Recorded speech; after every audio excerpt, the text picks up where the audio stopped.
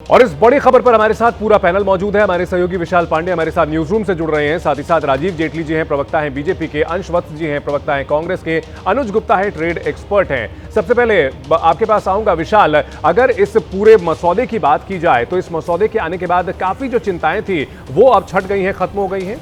बिल्कुल चंदन, आपने ठीक कहा कि इस पर अंतरिम सहमति जो बनी है, जो एक फ्रेमवर्क जारी किया गया भारत और अमेरिका के द्वारा संयुक्त रूप से, उससे यह बात पूरी तरह से साफ है कि भारत के कृषि और डेयरी सेक्टर में भारत ने अपने हितों का ख्याल रखा है।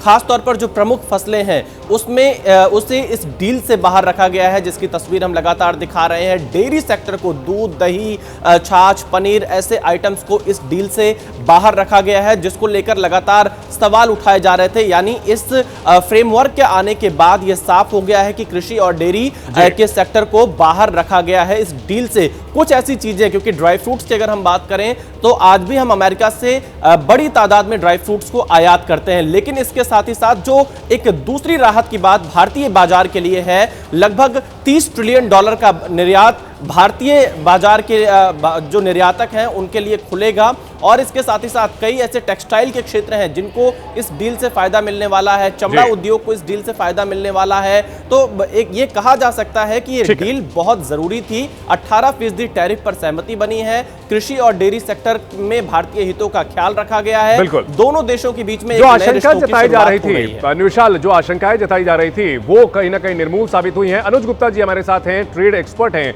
अनुज जी, भारत और अमेरिका की इस डील को आप किस तरह से देखते हैं? क्या भारत के हितों का पूरा ख्याल रखा गया है इसमें? भारत के कारोबारियों के लिए, किसानों के लिए, सबके लिए फायदेमंद लगती है ये डील?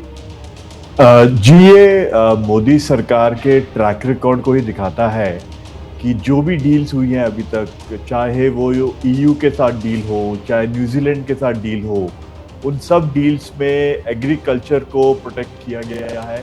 बल्कि न्यूजीलैंड के साथ जो डील हुई, न्यूजीलैंड हमेशा अपने डेयरी एक्सपोर्ट्स को प्रमोट करता है, लेकिन भारत के साथ जो डील हुई उसमें डेयरी प्रोडक्ट्स को बाहर रखा गया।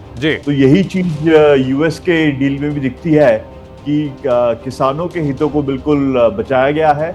और कुछ प्रोडक्ट्स जरूर है जो खोले गए हैं, लेकिन जैसे एनिमल फीड है वगैरह, लेकिन ज्यादातर मैं कहूँ 90% बचा के रखा गया है। जी, अंश वत्स जी हैं, कांग्रेस प्रवक्ता हैं। अंश जी, आप लोगों की ओर से चिंता जताई जा रही थी, जो कि वाजिब बात है कि भाई भारत के हितों का अगर ख्याल रखना है तो विपक्ष की ओर से चिंता इस पर जताई जा रही थी, लेकिन माना जाए कि ये डील जो है संतोषप्रद है, दोनों देशों के लिए फायदेमंद है।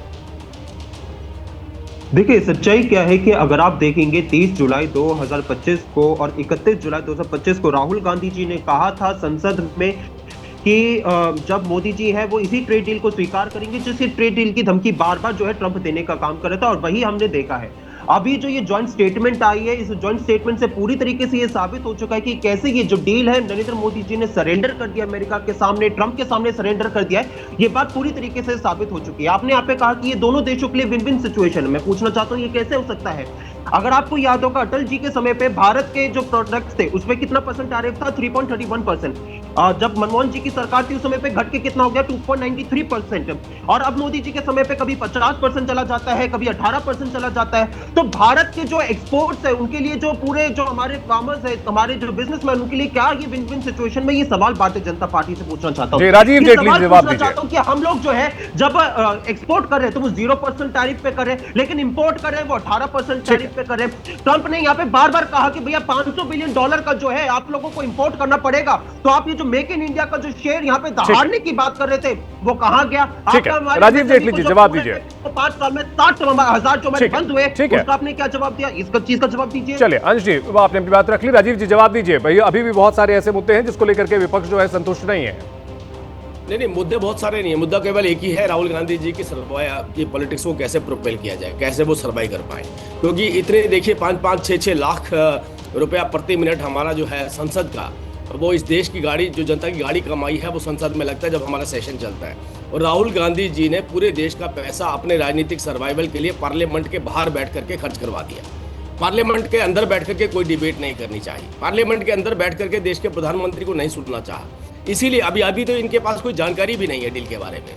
और ये जब प्रधानमंत्री नहीं बोल रहे थे उस वक्त पे ऐसे हथकंडे अपना रहे थे।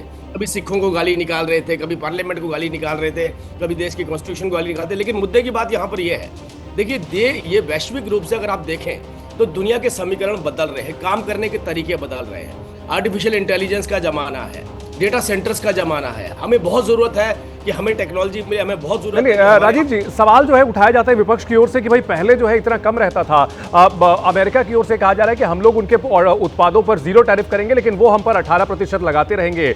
इस बात को बार बार जो है उठाया जाता है कि भाई ये कौन सी बराबरी की बात हुई? आपको बताता हूं कि अमेरिका के चंदन जी, एग्री गुड्स का जो एक्सपोर्ट होता है वो लगभग 18,000 करोड़ रुपए का होता है, इंपोर्ट होता है, और भारत जो एक्सपोर्ट करता है वो लगभग 53,000 करोड़ का एक्सपोर्ट करता है। एग्री गुड्स की बात बता रहा हूं मैं। ठीक है, अगर आप ये दो आंकड़े भी ले लें तो अमेरिका से जो इंपोर्ट है उसका रेशियो बहुत कम है भारत के सामने। ठीक है। लेकिन जो दूसरी जगहों पर इन्वेस्टमेंट जो हमारे देश के अंदर होनी है, जो टेक्नोलॉजी की इन्वेस्टमेंट होनी है, देखिए हमने एक रास्ता खोला है कि पूरी दुनिया का डेटा सेंटर यहाँ पर आकर के बने, और अगर सर्विसेज ग्लोबली देते हैं वो भारत में रह करके, तो हमको टैक्स एग्जम्पशन देंगे। मतलब कि हमारे देश के अंदर रोजगार कैसे पैदा हो, ये प्रोविजन भी हमने अपने बजट में भी करा है और यही हमारे डील का एक हिस्सा भी है। ये जानकारी किसी भी कांग्रेसी के पास या किसी विपक्षी के पास नहीं होगी, लेकिन मुद्दा यहाँ पर ये है, चंदन जी मैं जवाब देना चाहूंगा। मेन मुद्दा है उससे हमें दूर नहीं जाना। मेन मुद्दा जो सा है वो केवल इतना है कि ट्रेड डील नहीं, ये राहुल गांधी जी की प्रमोशन की डील जो है आपस में जो